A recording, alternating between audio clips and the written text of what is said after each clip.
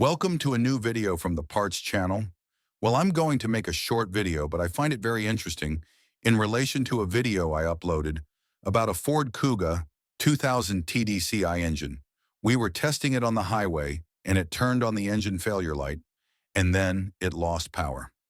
It has been due to a failure that is very common in these engines, and that is that the hose that goes to the emission manifold, this one here, even though it comes with steel rings to reinforce it, ends up breaking. So what sells Ford, because it realized this problem, we have changed many in the workshop. What Ford has done was order reinforced hoses, which are these that they mount now. We have not changed any of these hoses yet. And I think with this fault has already been corrected because they are much more resistant than the old ones. As I say, we have changed many. And of these new ones, we have not changed any yet. They seem to resist well. This is for all of you who have the Ford Kuga with a 2000 TDCi engine.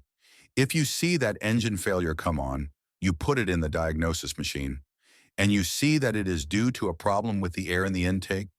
In fact, it is usually heard when you accelerate. When you accelerate the engine, it sounds like it has a discharge valve, like it's losing air there. Well, that's why, because of the cracks that usually create in these hoses.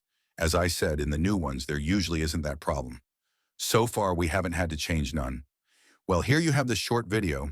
If it has been useful to you, then don't forget to give a like and subscribe to the channel.